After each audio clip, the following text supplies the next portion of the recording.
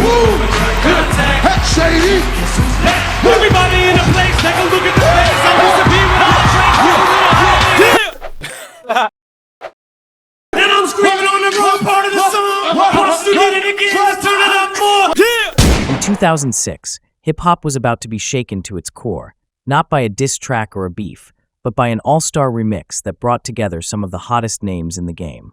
Busta Rhymes' Touch It remix wasn't just a banger, it was a moment. And one of the most emotional verses in it came from none other than Eminem, fresh off one of the hardest losses of his life, the death of his best friend Proof. This is the story of the Touch It remix, how it came together, why it hit so hard, and what made Eminem's verse more than just bars. Busta Rhymes dropped Touch It in late 2005 as the lead single off his album The Big Bang. Produced by Swizz Beatz, the beat was minimal, aggressive, and catchy as hell. When you see me in the spot, you better respect it. Y'all already knowin' my rap, ain't no reason to check it. It was an instant club anthem, Busta riding the beat with his signature energy and speed. But Busta wasn't done. He had a bigger idea. What if he turned Touch It into a remix event? Something that would shake the streets and radio at the same time? What came next was one of the most iconic posse cuts of the 2000s.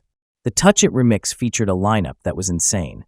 We're talking Mary J. Blige, Rah Digga, Missy Elliott, Lloyd Banks, Papoose, DMX, and Eminem. Yeah!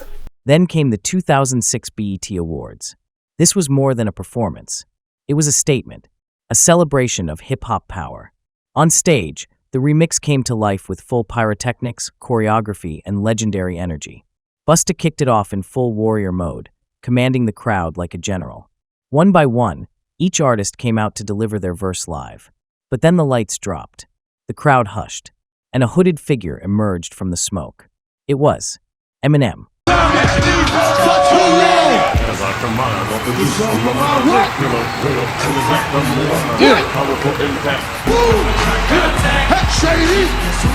Everybody in the place, take a look at the face. I'm supposed to be with all the trains. I'm about to scream at the top of my lungs. I don't even know why I'm screaming. And I'm screaming on the wrong part of the song. Once you get it again, let's turn it up more. Let's turn it up loud, let them know we win. And I don't even know what they're going to say. Touch it, ring it, pass it, Back, give me the beat, the big bang. Rest in peace to Proof. Rest in peace to Israel Ramirez. Rest in peace to Proof.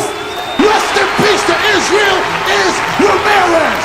Brooklyn, New York. Big Bang album in New York. This was M's first appearance after Proof's tragic death in April 2006. And it wasn't just a verse, it was a release of pain, wrapped in classic Eminem wordplay and energy. For those who don't know, Proof wasn't just Eminem's hype man in D12. He was his day one, his brother in arms, and someone who grounded him through the chaos of fame. On April 11th, 2006, Proof was shot and killed in Detroit. It shattered Eminem. He vanished from the spotlight. No interviews, no performances, no new music. Fans didn't know what was next, or if M would even come back. That's what made his appearance on the Touch It remix such a huge deal. Eminem didn't waste a second. You could hear the aggression, the frustration. But beneath the energy, there was a heaviness. M sounded like a man grieving, processing, and trying to reclaim his voice.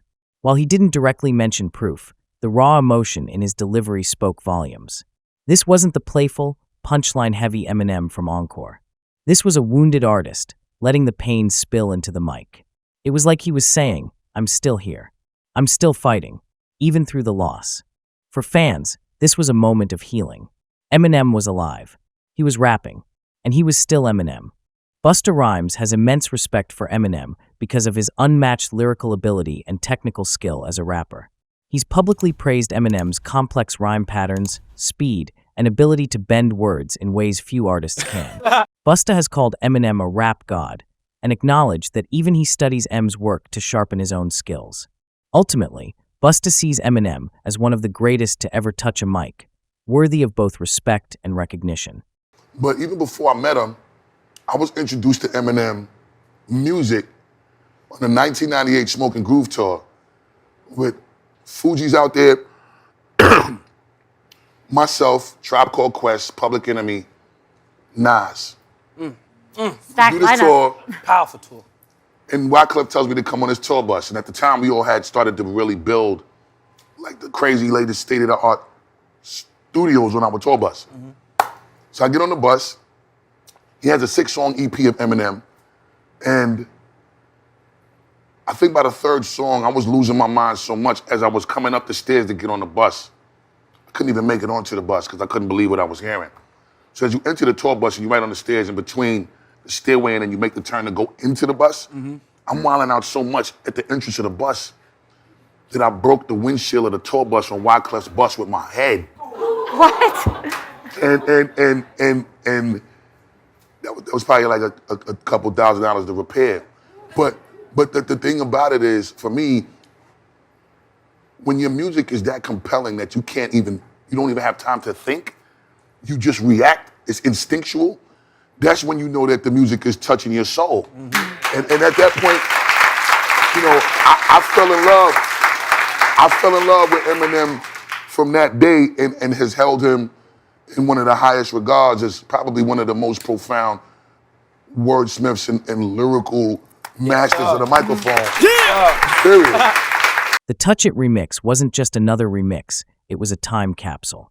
It captured the energy of mid-2000s rap and the heartbreak of a legend who was just trying to find his voice again.